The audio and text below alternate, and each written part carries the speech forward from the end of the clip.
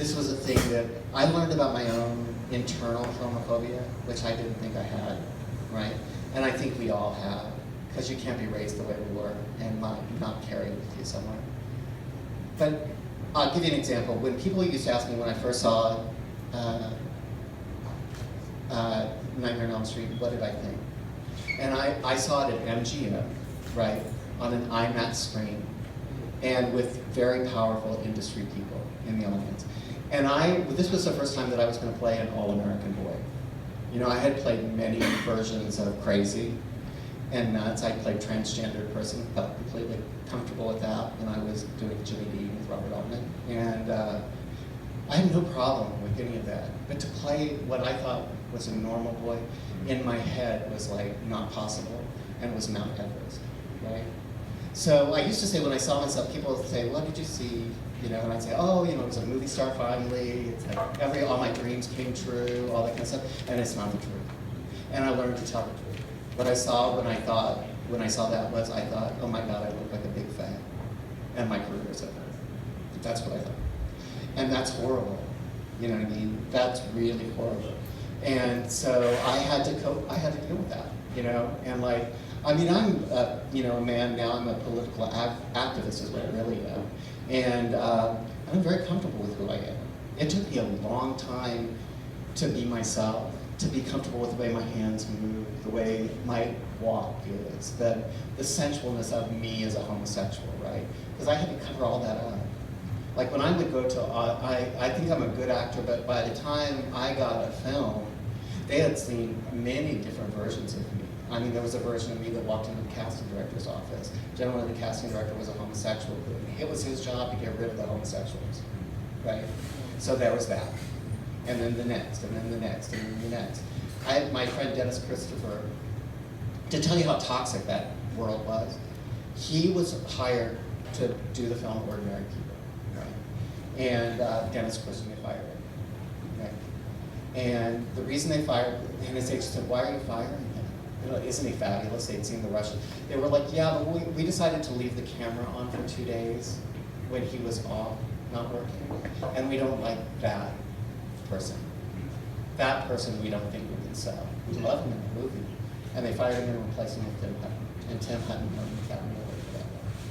That's what Hollywood was like at that time. And also, you got it, although it's completely and utterly illegal, when you sign a contract, you take a physical and they take your blood, right? So, you know what 1985 was like, for you old enough to remember it. It was terrifying, you know, because we were all living in fear of dying, really. I mean, you young people here, I love you know. And I wanted, and Scream Queen does sort of take you down this road a little bit. It's a deep dive into what this street would have looked like in 1985. And for those of us who are old enough to remember, it was terrifying.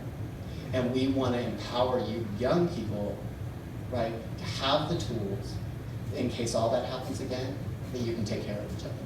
If somebody signs a hideous law like they did in 1935 in Germany, then we know how to resist that law. And we know how to do it with information and a brotherhood and a sisterhood that holds us together no matter what. None of us, no matter our political affiliations at this point, none of us are the enemy. None of us are the enemy.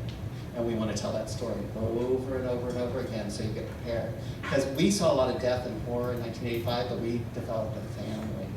And your gay marriage now has very much to do with the AIDS epidemic. Had it not happened, you wouldn't be getting married. It was a quantifier of power, you know what I mean? Because we always said, like, well, what if all the gay people turned purple, right? Then you couldn't deny them. And then they all turned purple, and you couldn't deny it, right? Like, because when the boys started coming home. So we want to empower that all the way through the next generation so that you can pick up your tools, get married, have fun, have a fabulous life, be yourself, and let nobody, absolutely nobody, ever fuck with you. You know? I have my answer now, and it was worse than I thought. Last night, I had to sleep, so I fell into a trance. Soon I was dressed and walking, and I could feel him inside of me. I could not see him, but I could hear him whispering poetry into my mind. Kill for me. It was as if he were writing me. He was inside me, and I could feel him taking control again, but slowly. He made a mistake when he let me look into his mind, and I know more than he thinks I do, so I felt okay. I knew I could handle it. In the trance, we walked in the dark to the end of the street. A red light was blinking.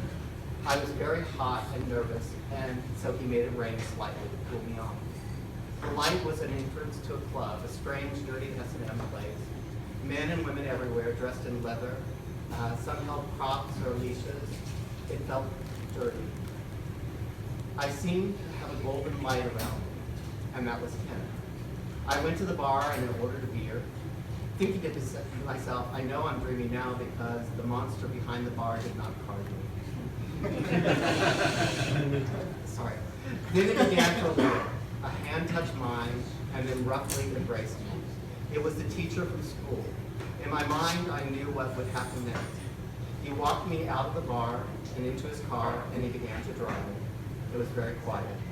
He drove to the school and took me to the gym, where he asked me nicely to run around the strange light. He was viewing me, tasting me with his eyes. I knew he meant to rape me, and I was all alone, no voice in my head. He shoved me against some of the chairs, and I felt my ribs break. This was the real beginning, and I was scared. After he shoved me into the chairs and broke my ribs, he hit me on the neck with a jump thrust, the first blood.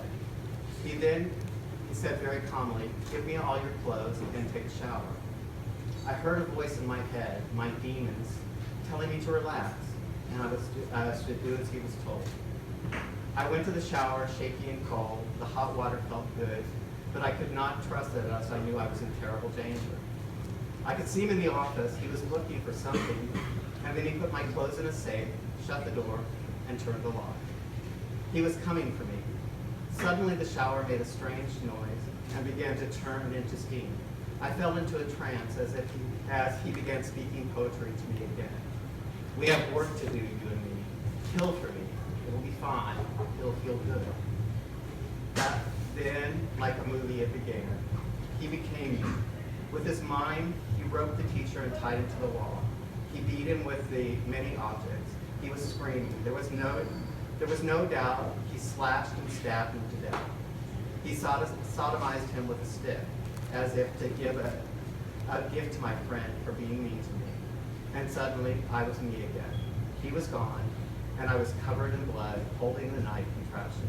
I tried to clean it, but the water turned to blood. I have no clothes, I have no shoes. So I walked into the rain and began to clean myself with prayer.